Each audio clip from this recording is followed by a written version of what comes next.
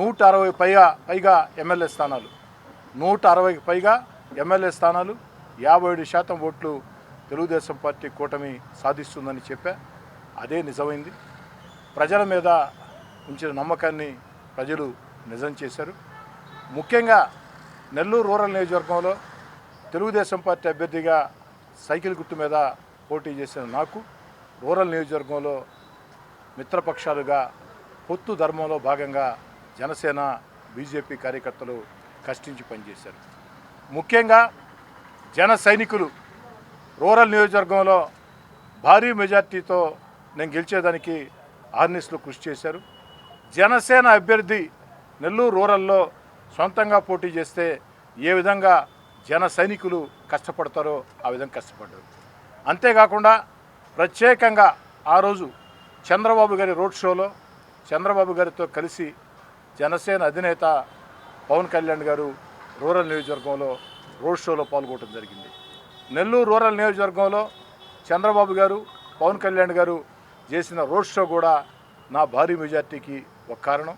అందుకే జన సైనికులకి ప్రత్యేకంగా ధన్యవాదాలు తెలియజేసేదానికి జనసేన కార్యాలయానికి నేను రావడం జరిగింది. ఎన్నికల ముందు జనసేన కార్యాలయానికి వెళ్ళి నేను మాట చెప్పా. అన్నీ సక్రమంగా జరిగి అన్నీ అనుకున్నట్టు జరిగి నేను ఎమ్మెల్యేగా ఎన్నికైతే రూరల్ నియోజకవర్గంలో జన సైనికుల్ని ప్రత్యేకంగా చూసుకుంటా. నా కోసం కష్టం చేసిన ఏ ఒక్క జన సైనికుడిని కూడా ఎలాంటి ఇబ్బంది లేకుండా చూసుకుంటా. జన సైనికుల గౌరవం, సంక్షేమం ఈ రెండు, జనసేన కార్యకర్తల గౌరవం, సంక్షేమం రెండు కూడా అన్ని రకాల కూడా బాధ్యత తీసుకుంటానని మాట ఇచ్చా. ఆ చెప్పిన మాట కట్టుబడి ఎన్నికలు పూర్తయిన వేళ జనసేన కార్యాలయానికి ప్రత్యేకంగా విచ్చేసి వారికి ప్రత్యేకంగా ధన్యవాదాలు తెలియజేస్తూ ఉన్నా. రూరల్ నియోజకవర్గంలో నా కోసం కష్టం చేసిన జనసేన కార్యకర్తల్ని ఎప్పటికి కూడా వాళ్ళ నమ్మకాన్ని ఎక్కడ కూడా ఉమ్ము చేయకుండా వాళ్ళ నమ్మకాన్ని నిజం చేస్తూ నడవడిక ఉంటుంది. నెల్లూరు రూరల్ నియోజకవర్గంలో అధికారిక కార్యక్రమాలైనా మరే ఇతర కార్యక్రమాలైనా అన్నింటిలో కూడా జన సైనికుల్ని భాగస్వాములు చేస్తాం. అదేవిధంగా రాబోయే స్థానిక సంస్థల ఎన్నికల్లో కూడా జనసేనతో కలిసి ఒక అద్భుతమైన విజయాన్ని సాధించేదానికి కృషి చేస్తాం. కష్టకాలంలో జనసేనలో కష్టం చేసి ముఖ్యంగా రూరల్ నియోజకవర్గంలో నాకు ఎన్నిక పనిచేసినటువంటి ప్రతి జన సైనికుడి రుణం తీర్చుకుంటారని చెప్పిన మాట ఇస్తూ తరచుగా ఈరోజు వచ్చామా వెళ్ళామని కాదు, తరచుగా ఓ 2 నెలలకు ఒకసారి, ఓ 3 నెలలకు ఒకసారి జనసేన కార్యాలయానికి ప్రత్యేకంగా విచ్చేసి వారితో మాట్లాడటం జరుగుతుంది.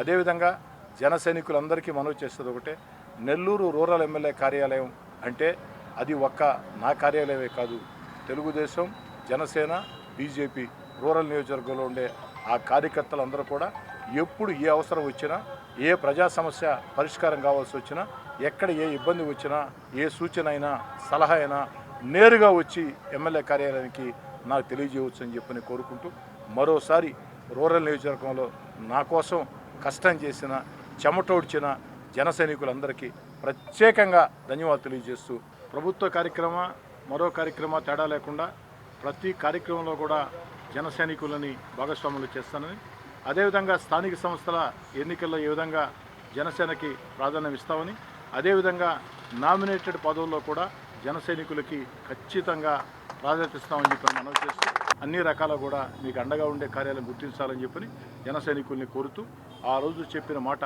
ఖచ్చితంగా కట్టుబడి ఉంటా. తెలుగుదేశం పార్టీ కార్యకర్తలకి ఏ విధంగా ప్రాధాన్యం ఇస్తామో జన సైనికులకి, బీజేపీ కార్యకర్తలకు కూడా అదే రకంగా ప్రాధాన్యం ఇస్తామని మనం చేస్తాం అని చెప్పి తెలియజేయడం. అదేవిధంగా 2-3 నెలలకు ఒకసారి కూడా కార్యాలయానికి విచ్చేసి కార్యకర్తల బాగోగులు కూడా చూసుకుంటారని చెప్పిన ఒక ఎమ్మెల్యే మనకి రూరల్ నుంచి దొరకడం నిజంగా మన అందరి అదృష్టంగా భావిస్తున్నాము.